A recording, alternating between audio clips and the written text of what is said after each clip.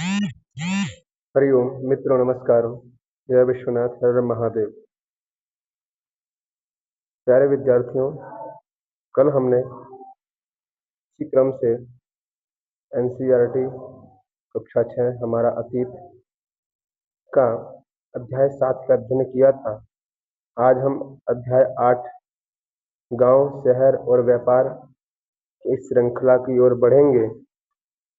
यहाँ पर लोहार की दुकान पर प्रभाकर खड़ा है। देख रहे होंगे, प्रभाकर है ये। प्रभाकर लोहारों को काम करते देख रहा था। एक छोटी सी बेंच पर कुल्हाड़ी और हंसिया जैसे कुछ औजार बेचने के लिए रखे थे।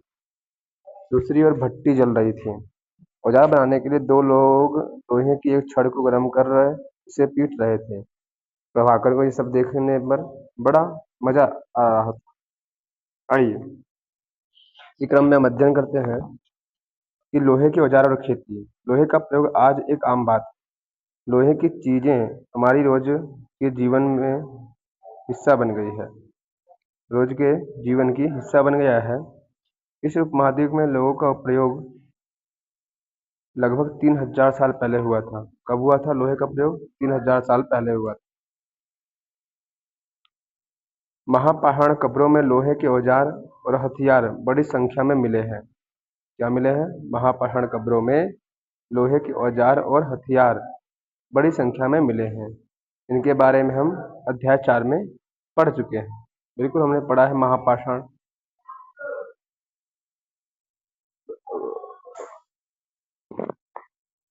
और मध्यपाषाण काल।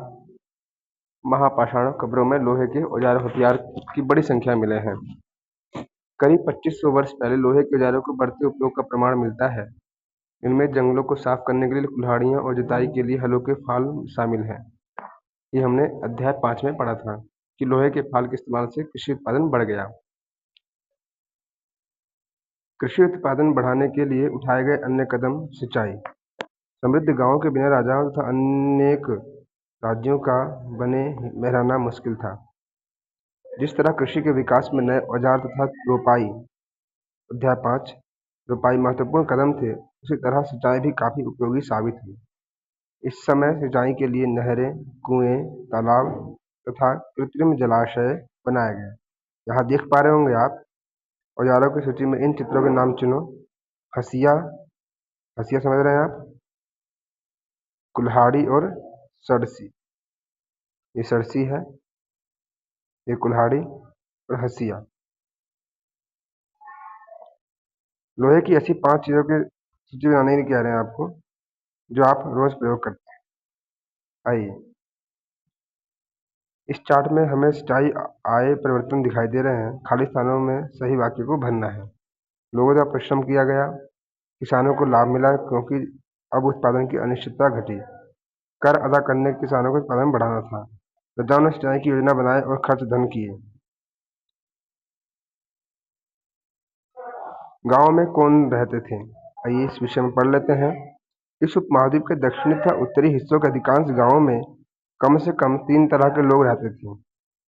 दक्षिण तथा उत्तरी हिस्सों के अधिकांश गांवों में कम से कम 3 तरह के लोग रहते थे। तमिल क्षेत्र में बड़े भूस्वामी को बेललाला, साधारण हलवाहों को उणवार और भूमिहीन मजदूर दास, केडीसीआर और अधिमई कहलाते थे। दास, केडीसीआर और अधिमई कहलाते थे। जो भूमिहीन थे वो दास, केडीसीआर और अधिमई कहलाते थे। साधारण हलवाहों को क्या कहते थे? उणवार और भूमि के स्वामी को वेलडला। वेलडला किसको कहते थे? भूमि के स्वामी को, तमिल क्षेत्र में कहते थे इसे। और साधारण हलवाहों को कहते थे उणवार। उसी क्रम से भूमिहीन जो मजदूर थे, दास थे, उन्हें हम कहते थे केडीसीआर और अधिमई। देश के उत्तरी हिस्सों में गांव का प्रधान व्यक्ति ग्राम का भोजक कहलाता था। क्या कहलाता था? तो ग्राम का भोजक कहलाता था। बच्चे, अक्सर एक ही परिवार के लोग इस पद पर कई पीढ़ियों तक बने रहते थे। किस पद पर? तो भोजक पद पर। यानी कि यह पद आनुवांशिक था, जो पीढ़ी दर पीढ़ी चलती आ रही थी। ग्राम भोजक के पद पर आमतौर पर गांव का सबसे बड़ा भूस्वामी होता था। साधारणतया इनकी जमीन पर इनके दास और मजदूर काम करते थे। इसके अतिरिक्त प्रभावशाली होने के कारण प्रायः राजा भी कर वसूलने का काम इन्हीं ही सौंप देते थे। ये न्यायाधीश का और कभी कभी पुलिस का भी काम करते थे। ग्राम भोजकों के अलावा अन्य स्वतंत्र कृषक भी होते थे जिन्हें गृहपति कहते। क्या कहते थे? गृहपति, जो स्वतंत्र थे। इनमें ज्यादातर छोटे किसान ही थे। इनके अतिरिक्त कुछ ऐसे स्त्री पुरुष थे जिनके पास अपनी जमीन नहीं होती थी। इनमें दास कर्मकार आते थे। कौन आते थे? दास और कर्मकार, जिसको क्या कहते थे? यहाँ पर बताया गया केडिसियार और अधिमई कहते थे। क्या कहते थे? केडिसियार और अधिमई। भूमि के स्वामी को बेलडला और साधारण हलवाओं को उड़वार। तो बच्चे,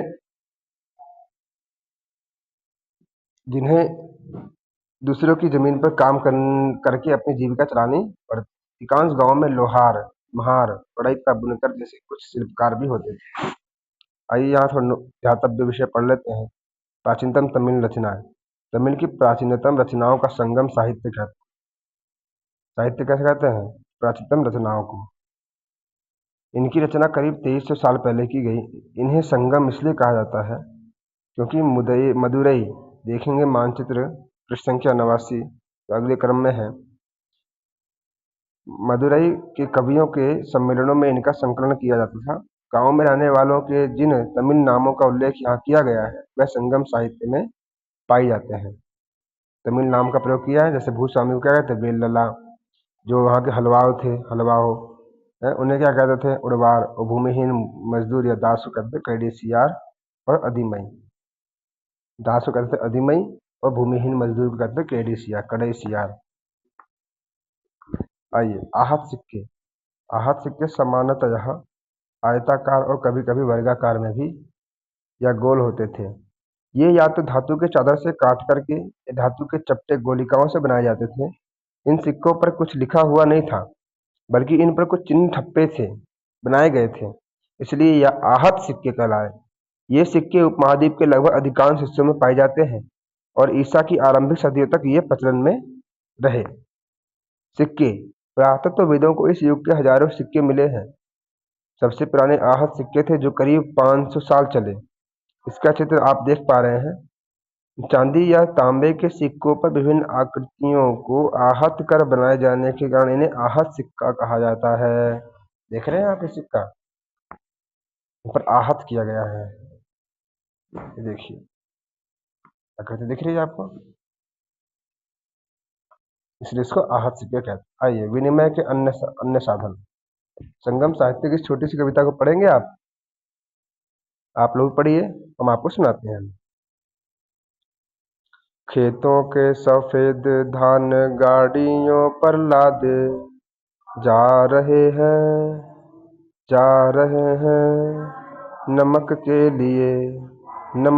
लिए लंबे लंबे रास्ते, चांदनी सी सफेद रेत पर परिवार को समेटे, कहीं पूछे छूट न जाए शहरों से नमक के सौदागरों के, यूं चले जाने से सिर्फ सन्नाटा रह जाता है। ठीक है, समझ पा रहे हैं? खेतों में सफेद धान की सफेद धान गाड़ियों पर लादे जाते थे, नमक के लिए लंबे लंबे रास्ते, चांदी सफेद रेत पर परिवार को समेटे हुए, कहीं पीछे छूट न जाए शहरों से नमक के सौदागरों को, यूं चले जाने से सिर्फ सन्नाटा रह जाता था। नगर अनेक गतिविधियों का केंद्र बन गया। अक्सर नगर कई कारणों से महत्वपूर्ण हो जाते थे। उदाहरण के लिए मथुरा, मानचित्र 7 पृष्ठ संख्या 89 को देखेंगे आगे हम।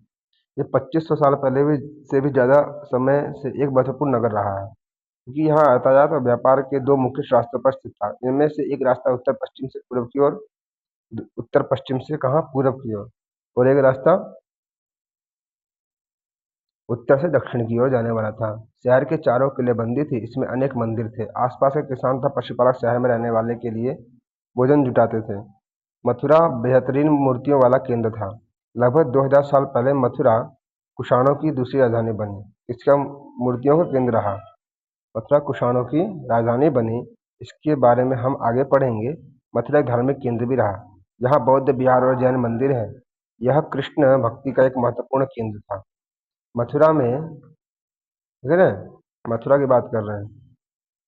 मथुरा में प्रस्तर खंडों था, प्रस्तर खंड माने पत्थर के खंडों तथा मूर्तियों पर अनेक से अभिलेख। आमतौर पर ये संक्षिप्त अभिलेख हैं जो स्त्री तथा पुरुषों द्वारा मठों या मंदिरों के लिए दिए जाने वाले दान का उल्लेख करते हैं। प्रायः शहर के राजा, रानी, अधिकारी, व्यापारी तथा शिल्पकार इस प्रकार के दान करते थे। उदाहरण के लिए मथुरा के अभिलेखों में सुनारों, लोहारों, बुनकरों, टोकरी बनाने वालों तथा माला बनाने वालों और इत्र बनाने वालों के उल्लेख मिले हैं। शिल्प तथा शिल्पकार के विषय में पढ़ते हैं। क्या कहते हैं? पुरास्थलों से शिल्पों के नमूने मिले हैं। इनमें मिट्टी के बहुत ही पतले और सुंदर बर्तन मिले हैं जिन्हें उत्तरी काले चमकीले पात्र कहा जाता है, क्योंकि ये ज्यादातर उपमहाद्वीप के उत्तर भाग में मिले हैं। ध्यान रहे कि अन्य दूसरे शिल्पों के अवशेष नहीं बचे होंगे, जैसे कि विभिन्न ग्रंथों में हमें पता चलता है कि कपड़ों का उत्पादन बहुत महत्वपूर्ण था। उत्तर में वाराणसी और दक्षिण में मदुरै इसके प्रसिद्ध केंद्र थे। यहाँ के स्त्री पुरुष दोनों काम करते थे। अनेक शिल्पकार तथा व्यापारी अपने अपने संघ बनाने लगे थे जिन्हें श्रेणी कहते थे। शिल्पकारों श्रेणियों का काम प्रशिक्षण देना था, कच्चा माल उपलब्ध कराना था, तैयार माल का वितरण करना था, जबकि व्यापारियों की श्रेणियां व्यापार का संचालन करती थी। श्रेणियां बैंकों के रूप में काम करती थी जहां लोग पैसा जमा करते थे। इस धन का निवेश लाभ के लिए किया जाता था। उससे मिले लाभ का कुछ हिस्सा जमा करने वालों को लौटा दिया जाता था, फिर मठ आदि धार्मिक संस्थानों को दिया जाता था। आइए इस नोट के ध्यातव्य विषय में पढ़ लें। एक कठोर चाक निर्मित धातु की तरह दिखने वाले तथा चमकदार काली सतह वाले पात्र हैं।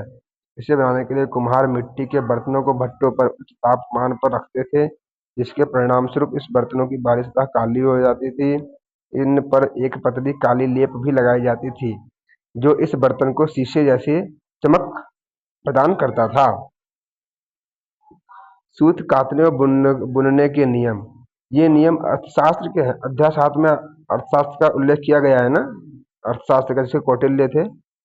इसमें वर्णन किया गया है कि किस प्रकार एक विशेष पदाधिकारियों के देखरेख में कारखानों में सूत की कताई और बुनाई की जाती थी। ऊन, पेड़ों की छाल, कपास, पटुआ तथा सन को तैयार करने के काम में विधवाओं, सक्षम अक्षम महिलाओं, भिक्षुणियों, वृद्धा वेश्याओं, राजा की अवकाश प्राप्त दासियों, सेविकाओं और अवकाश प्राप्त देवदासियों को लगाया जा सकता था। इन्हें इनके काम के और गुणवत्ता के अनुसार पारिश्रमिक देना चाहिए। जिन्हें महिलाओं को बाहर निकलने की अनुमति नहीं है, वे अपनी दासियों को भेजकर कच्चे माल को मंगवा सकती है और फिर माल तैयार उन्हें भिजवा सकती है। वे औरतें जो कारखाने तक जा सकती है, उन्हें अपना माल कारखाने तक तड़के ले जाना पड़ता था, जहां उन्हें पारिश्रमिक मिलता था। इस समय माल को अच्छी तरह जांचने के लिए रोशनी रहती है। अगर निरीक्षण उस औरत की तरफ देखता है या इधर-उधर की बातें करता है तो उसे सजा मिलनी चाहिए। अगर औरत ने अपना काम पूरा नहीं किया तो उसे जुर्माना देना होगा। इसके लिए उसका अंगूठा भी काटा जा सकता है। आइए सूक्ष्म निरीक्षण के विषय में पढ़ते हैं। अरिका मेडु का सूक्ष्म निरीक्षण मानचित्र 7 देखने के कारण 89 पृष्ठ पे हम आएंगे आगे में। अरिका मेडु पंडुचेरी में है। कहाँ पर है? तो पंडुचेरी में। ठीक है। लगभग 2200 से 1900 साल पहले अरिका मेडु एक पत्तन था जहाँ दूर दूर से आए जहाजों से सामान उतारे जाते थे। यहाँ ईंटों से बना एक ढांचा मिला है जो संभवतः गोदाम रहा हो। यहाँ भूमध्य सागरीय क्षेत्र के एम्फोरा जैसे पात्र मिले हैं। कैसे? भूमध्य सागर के एम्फोरा जैसे पात्र मिले हैं। इन्हें शराब या तेल जैसे तरल पदार्थ रखे जा सकते। इनमें दोनों तरफ से पकड़ने के लिए हत्थे लगे हैं। साथ ही यहाँ एरेटाइन जैसे मुहर लगे लाल चमकदार बर्तन भी मिले हैं। बच्चों, इन्हें इटली के एक शहर के नाम पर एरेटाइन पात्र के नाम से जाना जाता है। इसे मुहर लगे सांचे पर गीली चिकनी मिट्टी को दबाकर बनाया जाता था। कुछ ऐसे बर्तन भी मिले हैं जिनका डिजाइन तो रोम का था, किंतु वे यहीं बनाए जाते थे। यहाँ रोमन शीशे, लैंप के बर्तन या वे रत्न भी मिले हैं।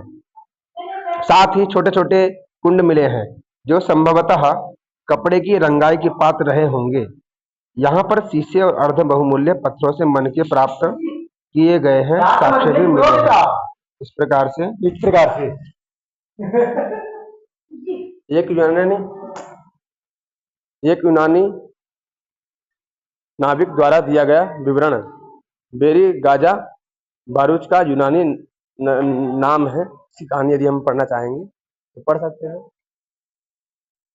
बेरी गाजा की संकरी खाड़ी में समुद्र से आने वालों के लिए नाव चलाना पाना बहुत ही कठिन होता है।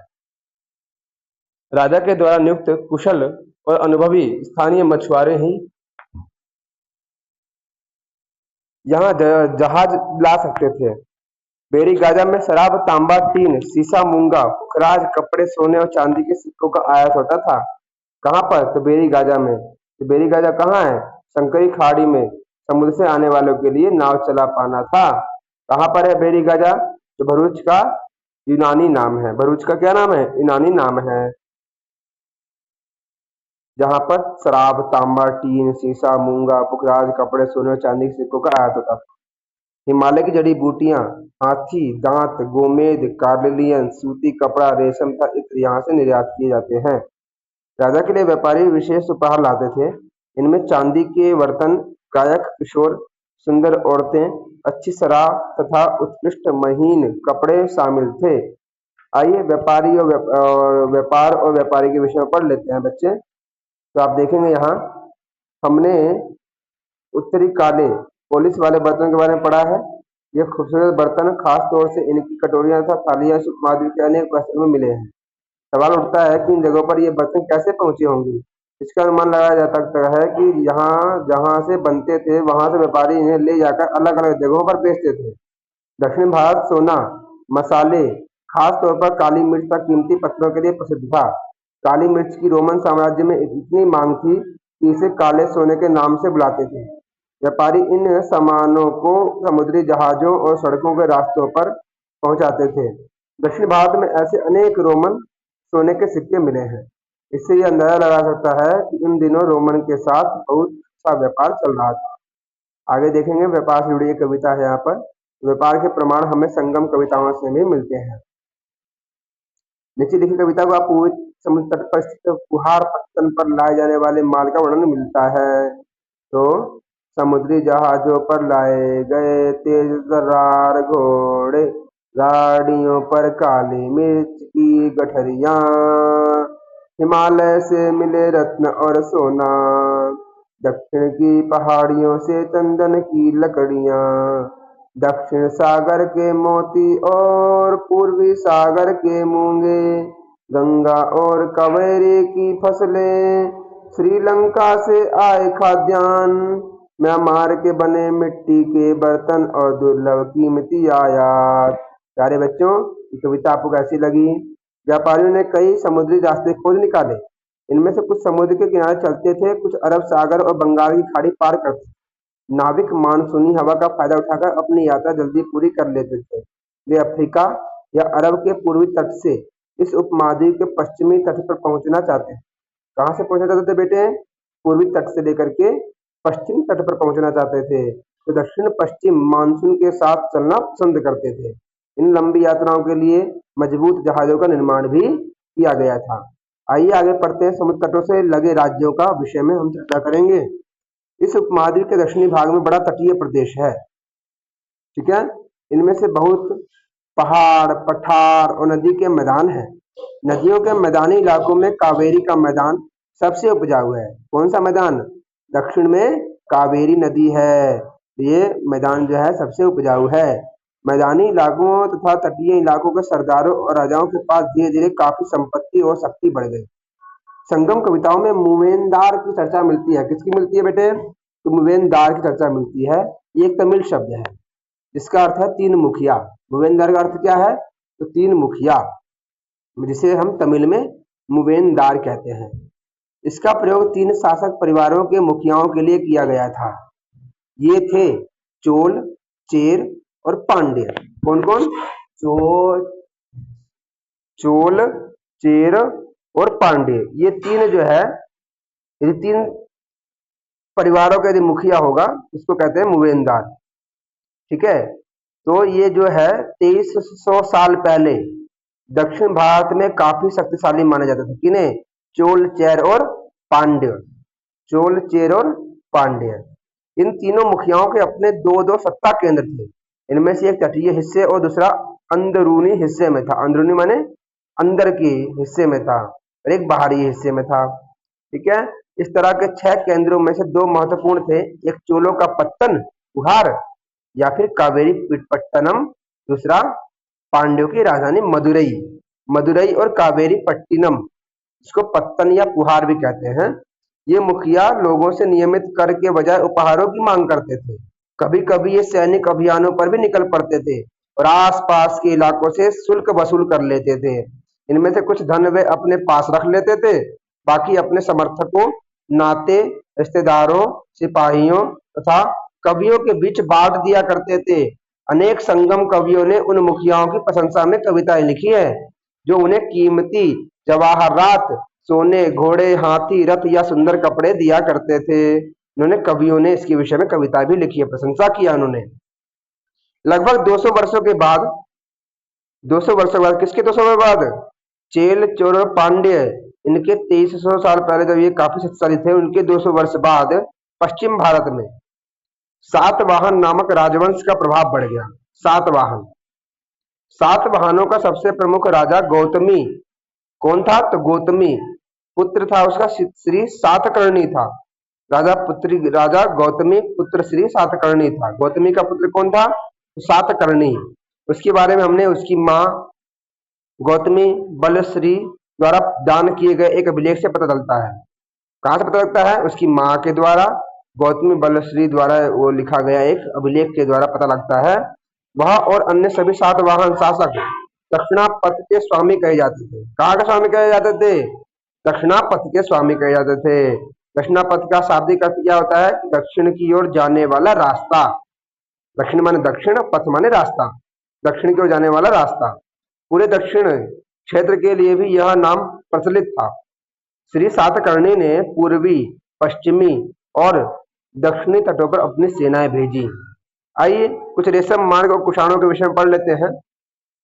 कुछ शासक इसके बड़े हिस्से पर अपना नियंत्रण करना चाहते थे, क्योंकि इस रास्ते पर यात्रा कर रहे व्यापारियों से उन्हें कर, शुल्क तथा तोहफे के जरिए लाभ मिलता था। इसके बदले ये शासक इन व्यापारियों को अपने राज्य से गुजरते वक्त लुटेरों के आक्रमणों से सुरक्षा देते थे। सिल्क रूट पर नियंत्रण रखने वाले शासकों में सबसे प्रसिद्ध कुषाण थे। सिल्क रूट पर, जहां पर सिल्क का वस्त्र एकत्रित किया जाता था, वहां पर करीब 2000 साल पहले मध्य एशिया तथा पश्चिमोत्तर भारत पर इसका शासन था। कब था इसका शासन कुषाण का? 2000 साल पहले मध्य एशिया तथा पश्चिम और उत्तर भारत पर इसका क्या था? इसका शासन चल रहा था। पश्चिम और उत्तर भारत पर कहाँ चल रहा था? पश्चिम और उत्तर भारत पर, और पहले मध्य एशिया पर। कब थे ये राज्य शासक थे? 2000 साल पहले की बात है। पेशावर और मथुरा इनके 2 मुख्य शक्तिशाली केंद्र थे। कौन कौन? एक मथुरा था और एक था पेशावर। पेशावर समझ रहे होंगे आप, इनका जो तक्षशिला, तक्षशिला भी इन्हीं का राज्य का हिस्सा है। तक्षशिला जो है बच्चे, यह भी इन्हीं का राज्य का हिस्सा था। किसका? तो कुषाण का। कुषाण जो राजा हुए, इनके शासनकाल में सिल्क रूट की एक शाखा मध्य एशिया से, आप देख पा रहे होंगे यहाँ पर, मध्य एशिया से होकर सिंधु नदी के मुहाने के पत्तनों तक जाती थी। फिर यहाँ से जहाजों द्वारा रेशम पश्चिम की ओर रोमन साम्राज्य तक पहुंचता था। प्यारे विद्यार्थियों, कैसा लगा आपको ये पाठ? कुछ उपयोगी शब्दों का यदि हम इसको एक बार देख लेते हैं। लोहा, सिंचाई, संगम, पत्तन, श्रेणी, व्यापारी और रेशम मार्ग। आशा करते हैं कि आपको यह पाठ समझ में आया होगा। इससे पूर्व में हमें ये कुछ विषय ध्यातव्य है, इसका हमें पुनः एक बार अवलोकन कर लेना चाहिए। उपमहाद्वीप में लोहे का प्रयोग की शुरुआत कब हुई थी बच्चे? तो 3000 साल पहले। उपमहाद्वीप में 3000 साल पहले लोहे के प्रयोग में बढ़ोतरी नगर आहत सिक्के करीब कब हुए? आहत सिक्के कब बने? जिसपे अन्य अन्य प्रकार की आकृतियां, चांदी के द्वारा बनाए हुए, तांबे के द्वारा बनाए हुए हैं, ऐसे सिक्के जब चलते थे हमारे भारत में, ये कब चलने शुरू हुए? तो करीब 2500 साल पहले। संगम साहित्य रचना की शुरुआत कब हुई थी? संगम साहित्य कहाँ का है? तो दक्षिण भारत का एक अच्छा प्रमाणित पुस्तक है। इसकी शुरुआत हुई थी 2300 साल पहले। अरिका मेडू का पत्तन हरिकामेरु का पत्तन करीब 2200 तथा 1900 साल पहले की हरिकामेरु का पत्तन। रेशम बनाने की कला की खोज कब हुई? लगभग 7000 साल पहले। रेशम बनाने की कला की खोज कब हुई? तो 7000 साल पहले। चोल, चेर तथा पांड्य, इनका साम्राज्य कब शुरू हुआ? लगभग 2300 साल पहले। हैं बच्चे, रोमन साम्राज्य में रेशम की बढ़ती मांग कब बढ़ी? तो आज से 2000 साल पहले। कुषाण शासक कनिष्क, कुषाण के शासक कौन थे? तो कनिष्क, लगभग 1900 साल पहले। हासियन का भारत आगमन कब हुआ? तो आज से 1600 साल पूर्व। श्वेत सांग की भारत यात्रा अपार की शिव स्तुति की रचना कब हुई? तो आज से 1400 वर्ष पूर्व में। सभी को, प्यारे बच्चों को, जय विश्वनाथ, हर हर महादेव। आशा करते हैं आपको पाठ समझ में आया होगा। मिलते हैं अगले पाठ के साथ, तब तक के लिए नमस्कार।